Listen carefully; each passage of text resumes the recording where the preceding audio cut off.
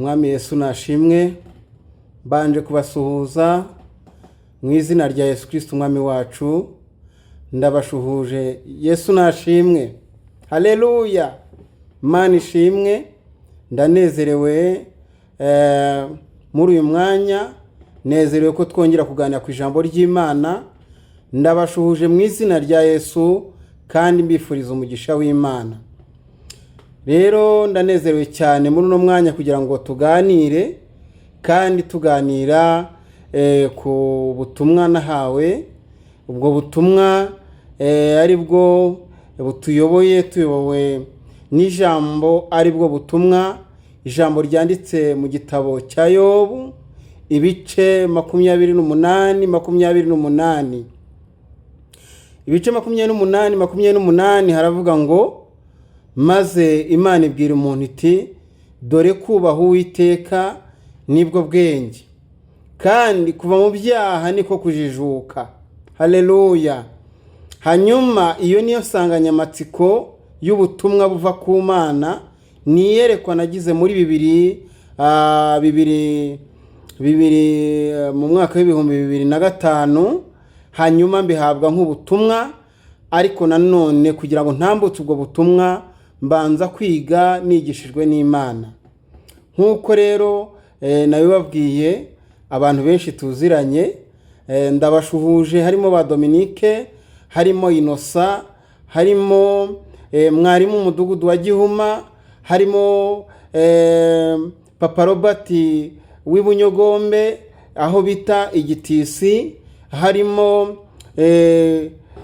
abanyembare muri Muhanga, harimo Ngarutse Kigali, abanyakigali, harimo abo kumukenke muri Nibature, harimo Korali Havira, harimo abanyakinamba na Mama Michel. Ndamushuhuje. Imana ibaho umugisha. Narondora byinshi bitewe naho nagiye nyura cyangwa n'ubuzima nagiye nyuramo, ariko reka tuganire kw'iryo jambo rivuga ngo kubaha Uwiteka nibwo bwenge, kuva mu byaha niko kujijuka. Mbese umuntu yakubaha Uwiteka te? Ariko mbere ko twinjira mu iyo nsanganyamatsiko, reka ndirimbe kubera ko tuziranye. Nkunda kuririmba cyane, uretse ko bitewe n'umwanya mutoya wo kuri YouTube, kuririmba bizajya biba gakeya, ariko numvishije hari indirimbo shaka ko turirimbana kubera yuko sanzwe nyiririmba. Ndabinginga bene data kubw'imbabazi z'Imana, ngo mutambe imibiri yanyu ibi bitambo bizima byera kandi bishimwe n'Imana. Yemwe nimurwanye Satani, muba abagabo b'intwari bo guhamya imfura yo kuzuka. Ndabinginga bene data kubw'imbabazi z'Imana, ngo mutambe imibiri yanyu ibi bitambo bizima byera kandi bishimwe n'Imana. Yemwe nimurwanye Satani, muba abagabo b'intwari bo guhamya imfura yo kuzuka. Hari ikintu kimwe nabonye ku bantu bakorera Imana, ntawikoreye amaboko cyangwa ngo abure uko agenza. Umukiranutsi w'Imana azashisha nk'umukindo, ashishire mu bikari, ashinjagire gitware. Hisemo kwibanira n'Imana, hisemo gukorera Imana, kuko imirimo dukora ntizaduhesha amakamba. Hisemo kwibanira n'Imana, mpisemo gukorera Imana, kuko imirimo dukora niyiza duhesha amakamba, kuko imirimo dukora niyiza duhesha amakamba, kuko imirimo dukora niyiza duhesha amakamba we. Haleluya, haleluya, haleluya. Yesu nashimwe. Ndashima Imana rero kuko yabanye nanjye ikaba mu ruhande rwanjye. Turi ku ijambo rero rivuga ngo kubaha Uwiteka nibwo bwenge, dusanga mu gitabo cya Yobu ibice 28 ku murongo wa 28 havuga ngo kubaha Uwiteka nibwo bwenge, maze ibwira umuntu iti dore kubaha Uwiteka nibwo bwenge, kandi kuva mu byaha niko kujijuka. Aya ni amagambo Imana yampaye, ngira ngo ahari se uyu ni umunsi wa kabiri nari maze iminsi nisobanura impamvu ntaherukaga mu ivugabutumwa, nisobanura impamvu ntaherukaga gufata ibihe byanjye bihagije byo kuvuga ubutumwa. Iyo mpamvu rero ni ishuri ry'Imana, kwiga iby'umwuka cyangwa no kwiga uburyo ngomba gutangaza ibyo mba nabwiwe n'Imana. N'amagambo Imana yambwiye imbwira ko burito ngomba gutangaza imbere y'abantu nkababwira ubutumwa bwiza, ni ijambo rivuga kubaha Imana. Ubwo rero nabonaga mbona nagize iyerekwa, mbona ndi mu isoko rinini, isoko nabonaga riteraniyemo abantu benshi b'ingeri zitandukanye, kandi Imana irambwira ngo nimpanurire iyo mbaga y'abantu.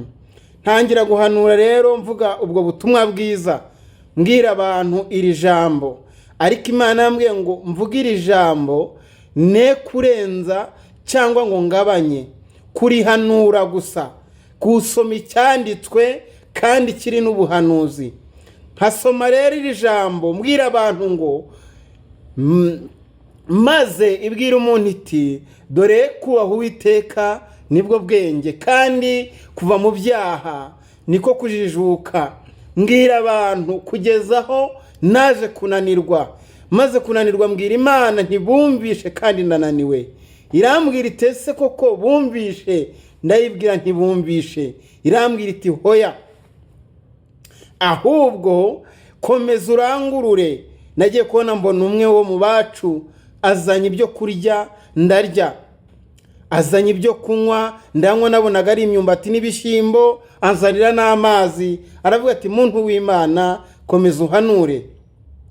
Iri jambo ndihanura ni Uwiteka wamwe ngo rihanure, nubwo bisanzwe ari icyanditswe kera, nubwo ari isanzwe ari icyanditswe kera mu buhamya bwa Yobu bwe n'ubuzima n'Imana, mu itangiro ry'ubuzima bwe bwa mbere na kandi no mu iherezo ry'ubuzima bwa kabiri, kuko ubuzima bwa Yobu bugizwe na parite 3, pariti cyangwa se ibyiciro bitatu. Icyiciro cya mbere ni icyiciro kivuga ugutunga kwa Yobu n'ubukire n'ibyo yari afite byose, anezerewe Imana kandi akabyubahamo Imana. Abantu benshi ntibashobora kubaha Imana mu byo bafite, usanga bamwe batazi icyo babikoresha, icyo bakora ari ukubipfusha ubusa. Ariko hakagaragara ikindi cyiciro cya kabiri cyo kubaha Imana. Ikindi cyiciro cya kabiri nabwiwe n'Imana aricyo cya Yobu cy'ibigeragezo, kugeragezwa. Ese nimba twabashe kunesha ibintu bigihari, ese turacyanesha bitanagihari? Icyo kintu rero iyo nkigezeho nsa nanjye n'ubitekerezaho neza cyane. Igihe ufite wabasha kubaha Imana? Ese igihe udafite wakubaha Imana? Icyo ni cyo umuntu yibaza, akibaza ngo mbese uyu muntu nubwo adafite yakubaha Imana? Ariko nyamara mwibuke ko iri jambo Yobu yaryanditse amaze kuhangana n'ibigeragezo. Aravuga ngo nsanze, haleluya, kubaha Uwiteka aribwo bwenge, kandi kuva mu byaha ariko kujijuka. Yobu rero yubaha Imana kugezaho abo bari fatikanije umurimo bamuseka, uwo bita Elifaze na bagenzi be ndetse n'umugore wa Yobu badashaka kwemera ko ibyo bintu byabaye kuri Yobu ari ikigeragezo yahuye nacyo, ahubwo ari uko ari umunyabyaha. Hari igihe ugera mu ntambara abantu bakaba batakibona yuko ibyo uri guhura nabyo ari ibigeragezo, ariko nanone kandi ari intambara, bakavuga bati ni ibyaha yakoze. Ariko mwene data ndagira ngo nkubwire ngo komera, haleluya, komera, kubera yuko niwihangana uvuye mu ipariti ya mbere wari uri murya kandi ufite ibyo kurya n'imibereho n'akazi gahari, ariko ugeze muri pariti ya kabiri. Pariti ya kabiri ivuga iki? Ivuga ko ari parite yo kugutunganyiriza ubuzima bwiza imbere, no kugira ngo Imana irebe ko ibyo izaguha muri ino si uzabikoresha neza. Ariyo mpamvu Satani azaka kugerageza, bigasa naho kwambuye inshuti, bigasa naho kwambuye imiryango. Wari umugore agahinduka umupfakazi, wari ufite umugabo agasanga barabatandukanije, wari ufite abana akababura, wari washatse akabura urubyaro. Ese ibyo bintu ubigezemo wabasha kwihangana ukakomeza kubaha Uwiteka, ugakomeza ugakorera Imana? Ndakubwira ukuri, umva icyo Uwiteka avuga. Kubaha Uwiteka nibwo bwenge, kandi kuva mu byaha niko kujijuka. Abantu benshi ntibabasha kubyiyumvisha ko kubaha Uwiteka aribwo bwenge. Ubwenge ntabwo ari bumwe umuntu yiga mu ishuri, ubwenge ntabwo ari bimwe umuntu abamo mu ishuri, ahubwo ubwenge ni ukubaha Uwiteka, kuko kubaha Uwiteka niwe ugena ubuzima bwawe bw'ejo hazaza. Haleluya! Kubaha Uwiteka nibwo bwenge, kuva mu byaha niko kujijuka. Yesu nashimwe. Aya magambo nyigishwa nabonye nzamuka hejuru ku gasongero, Imana inshyiraho, nabonaga mbona igihugu kandi nkabona n'ibiri kure y'igihugu. Imana imbwira guhanura mu iryo jambo, mbwira abantu ngo nibubahe Imana. Kugira ngo babone ubutabazi bw'Imana birabasaba kubaha Imana. Kubaha Imana rero bizakurinda. Kubaha Imana bizakurinda. Kubaha Imana bizatuma ugira ubuzima bw'umukristo. Icyo gihe rero mbwirwa ijambo, ntabwo nabwirira ijambo ndibwira abantu bataramenya Imana, ahubwo iri jambo naribwiraga abantu bamenye Imana. Ni iki gituma umuntu ashobora kumenya Imana, akamenya ko ari Imana y'imbaraga, akamenya ko ari Imana ifite ububasha, akamenya ko ari Imana ifite ubushobozi, ariko akarenga akava mu byiringirwa? Nuko ataramenya uwo akorera uwo ari we. Kandi ikindi cya kabiri, cyangwa se yaje afite izindi nyungu. Ukabona umuntu aba muri korari ariko ntatinya kwiba, aba muri korari rwose akajyana n'abajura kwiba. Ukabona umuntu ari muri korari ariko ntatinya gusambana, aba muri korari. Ugasanga umuntu aba muri nyobozi. N'iki Imana yanyeretse, mbona ndi hejuru y'umunara ndi guhanura, mbwira abantu iryo jambo ngo maze Imana ibwira umuntu iti, dore kubaha Uwiteka nibwo bwenge, kandi kuva mu byaha niko kujijuka. Bene data, muhungu umushinya uzatera, kuko ibyaha birica. Ibyaha birica bikakubuza umumajyo. Cyakoze icyo mwitangira ry'ibyaha, Satani akwereka ko ibyiza biri imbere. Ukiba bikagukundira, ukica bikagukundira, ukaroga bikagukundira, ariko ni umutego w'abadayimoni. Ibyo birashaka kugukura mu buntu bw'Imana. Maramaza birashoboka yuko uri mu kigeragezo, ariko komera ushikame, nunesha. Haleluya! Hahirwa umuntu uzanesha, kuko Uwiteka azamukubira. Haleluya, haleluya, Yesu nashimwe. Haleluya, haleluya. Hahirwa umuntu uzanesha, kuko Uwiteka azamukubira. Hahirwa umuntu uzanesha, kuko Uwiteka azamuha ibyo umutima we wifuza. Kubaha Uwiteka nibwo bwenge, kandi kuva mu byaha niko kujijuka. Ndahanura n'iryo jambo. Nabonaga nitegereza igihugu cyose, mbona ndeba no hanze yacyo, mbwirwa n'Imana kubwira abo bantu, hanyuma mbwira Uwiteka ndavuga ngo ntindananiwe, ndumva naniwe rwose. Irambwira ngo mbese urananiwe? Ni cyane, reka nduhuke guhanura nashoje. Ariko irambwira ngo hoya. Ngiye kubona mbona mpagaze mu mahuriro y'imihanda, hari imodoka nyinshi, abantu bari kugenda. Bivuge ngo abo bantu ntago bari abantu boroshye, ni abanyamutunzi, ni abanyamitungo, ni abantu bakomeye, ni abantu bafite imibereho, ni abantu bafite ubuzima bwiza. Mu gihe cy'imibabaro n'ubukene ntiwajya mu marari y'ubusambanyi, mu gihe cy'imibabaro n'ubukene ntiwajya mu kugambana, mu gihe cy'ubusambanyi, mu gihe cy'imibabaro n'ubukene ntiwajya kugirira abantu nabi, kuko nawe ubwawe butimereye neza. Ariko impamvu nabibonaga muri urwo rwego nuko iyo umuntu amaze ufite ubushobozi atangira kubikoresha mu buryo butari ngombwa. Imana imbwira ngo abantu bagiye kubona imitungo, bagiye kubona imibereho, ngo ariko iyo mibereho ngo Satani azayibariganirizamo ku buryo ibyo basabye Imana ikabibaha bazabikoresha ibitari ngombwa. Ariko Imana irambwira ngo nimpanure mbabwire ngo dore kubaha Uwiteka nibwo bwenge, kandi kuba mu byaha niko kujijuka. Nkibivuga gutyo nitegereje mu mwuwo muhanda, mbona ibyo ndeba si abantu, ahubwo mbona imbwa nizo zitwaye imodoka. Ibyo ndabyitegereza. Imana nyibajije ndabibwira ngo sinahanurira imbwa. Imana irambwira ngo hoya, izo ntabwo ari imbwa, ahubwo ni abantu bafite amarari ameze nk'ay'imbwa.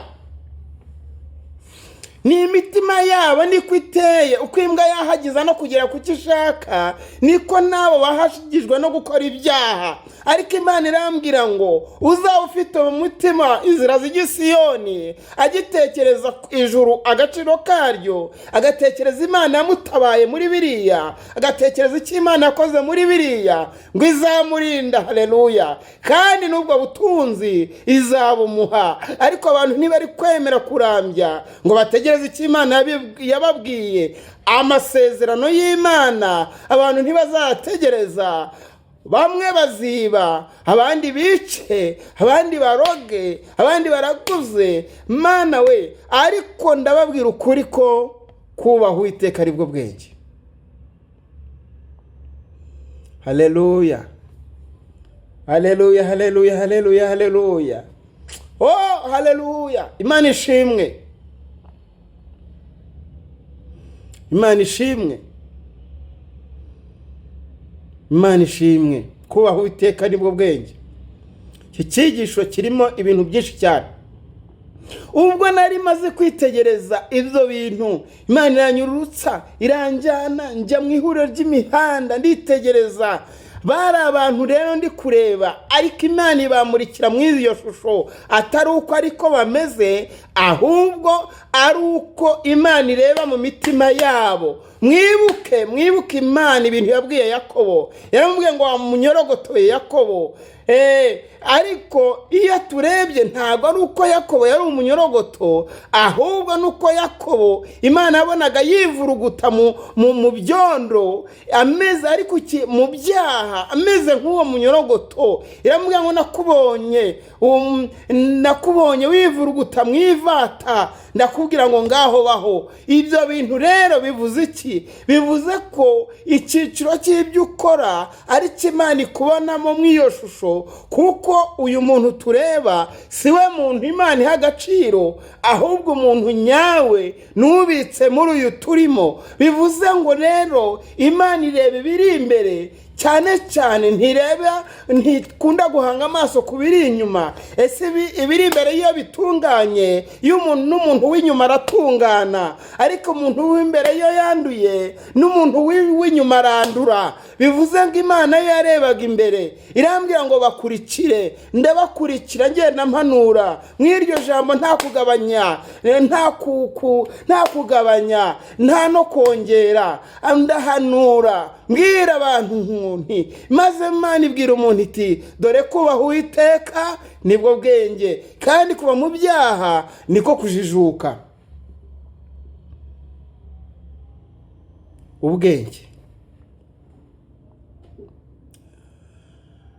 Hari indirimbo ivuga ngo twarabatuwe rwose, umwami wacu Yesu Kristo twigisha ijambo rye rizima mu mbaraga z'umwuka, cyo dukomeze tujye imbere dutsinda ibigeragezo. Kubw'imbaraga ze dufite tuzabaho no mu rupfu. Bivuga ngo igihe cyose wiringira Kristo ntuzagira igihombo. Kubw'imbaraga ze dufite. Hari abantu bambajije barambaza ngo mbese Imana ko yarizi yuko turi yari yaturemye dukunda, kubera iki yaduhaye yatushyize mu isi ikayijugunyamo na Satani? Ariko Imana ntabwo ari injiji. Hoya, ntabwo ari injiji, ntabwo ari injiji. Hoya, Imana irema umuntu, Bibiliya iravuga ngo tureme umuntu ase natwe, agira ubwenge nk'ubwacu. Uwo muntu Bibiliya ivuga ngo ibyaremwe byose byaremwe nayo, kandi biremwa n'ijambo. Ijambo ibyaremwe byose, igitabo cy'Itangiriro wahera ku gice cya mbere kivuga ukuntu ibyaremwe byose byagiye biremwa bishyirwaho. Imana ikavuga ngo habeho bikabaho, ikavuga ngo habeho biriya bikabaho. Inyanja amazi natandukane n'ubutaka, ubutaka bujya humutse, amazi ajya habwo. Ibyo ngibyo Imana ibishyiraho kugezaho yavuze iti noneho tureme umuntu. Ariko kuremwa k'umuntu inama iraterana. Haleluya. Inama imaze guterana, biga ukuntu uwo muntu agomba kubaho. Ni ikihe kintu cyabayeho kidasanzwe cyari ngombwa ko umuntu aremwa? Uyu muntu yari umuyobozi. Uyu muntu yagombaga gukora ibyiza mu by'Imana yahashyize, akabiyobora neza kandi mu mwuka mwiza. Ariko Imana nanone yafashe uno muntu ibona ko adakwiriye kugira ubuzima nk'inyamaswa, kuko inyamaswa zashyizweho n'ijambo n'ibindi byashyizweho n'ijambo, ngo yifate umwuka wayo iwumuhumekeramo. Bivuze ngo yari imaze kumuhereza ubwenge bwayo. Mu muntu harimo ubumana bwe ndetse n'Imana ntoya, kuko muri we ibyaremwe byose byaremwe n'ijambo. Imana iravuga ngo bibeho, ariko umuntu Imana irahaguruka ku ntebe yayo iramubumbabumba, ibumba iyo sitati. Imaze kuyibumbabumba, ibona ikora iyi masike tureba, ngo ifata ya sitati rero iyoherezamo umwuka wayo ngo umuntu aba muzima. Yari imaze kumuha ububasha muri we. 10% by'ubumana cyamwinjiyemo, 90 bisigarana Imana. Bivuze ngo uyu muntu yaragiye gutangira nawe gutegeka. Niyo mpamvu umuntu ashobora kureba ikintu kitari mu murongo akaba yakoresha ijambo, icyo kintu akakigorora kandi ari ijambo rimwe akoresheje. Ijambo rirarema. Haleluya.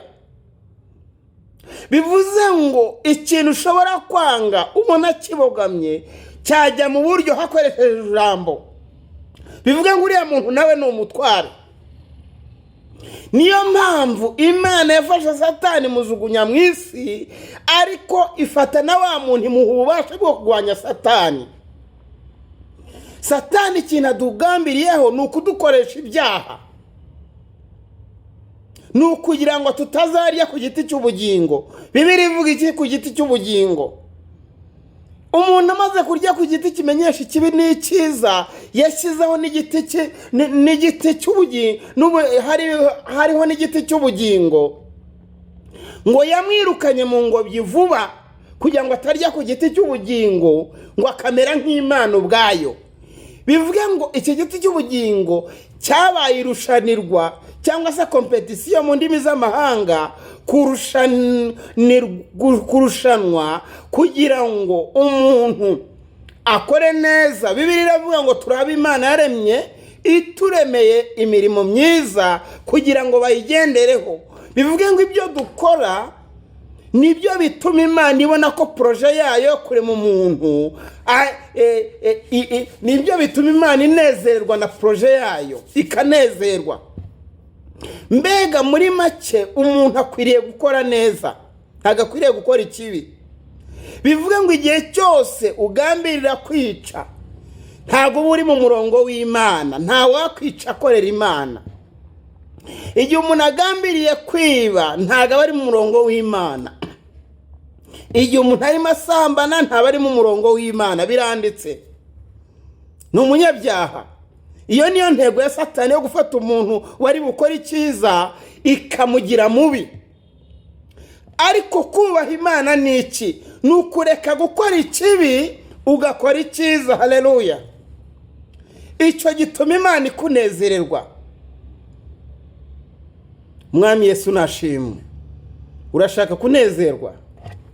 Urashaka kwishima? Urashaka kugira ngo Imana ikugirire neza? Haleluya! Ubaho Uwiteka. Kuba Uwiteka nibwo bwenge. Kuva mu byaha niko kujijuka. Bashaka ko Imana igutabara. Ubaho Uwiteka, injira mu gakiza, korera Imana. Nereko ibyo nabonaga ari abantu b'Imana batari mu murongo neza. Imana ibaburira avuga iti dayimoni wa marari, kandi amarari y'ubwoko bwose arateye kandi aje afite imbaraga zidasanzwe. Bantu banje mugendana intege nkeya, nimwirinde. Haleluya! Imana ishimwe. Mwirinde. Ndababurira uyu munsi ndababurira. Mwami Yesu nashimwe. Yemwe munkurikiranye, reka mbashimire. Umwanya muto tuba dufite kuri YouTube, ni umwanya mutoya, ariko tuzakomeza, muzajya mukomeza gukurikirana iki cyigisho, kuko ni icyigisho kirekire. Ntabwo nakivuga ngo nkirangize, n'ubutumwa sinavuga ngo murangize, kuko nyirizina sindagira mu butumwa. Ndacyavuga icyo Imana yavugaga, sindasobanura icyo Mwuka yampishuriye yavugaga, sindababwira icyo nigaga, ishuri nayo ndimo kwiga mu myaka ishize igera muri 10 n'ingahe. Imana ishimwe. Niyo mpamvu uyu mwanya naje kuri YouTube kugira ngo tuganire. Nirwo rubuga nabonye dushobora kuganiraho nisanzura, nkavuga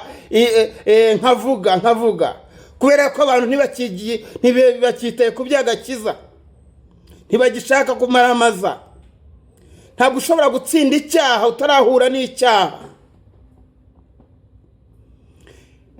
Ntabwo ushobora kureka kubwira Imana ngo warwanya urugamba ngo uri umusirikare mwiza urwanya icyaha utaramenya, utarahura, utarajyaho icyo cyaha gikorerwa, ngo uvuge uti ndabyanze.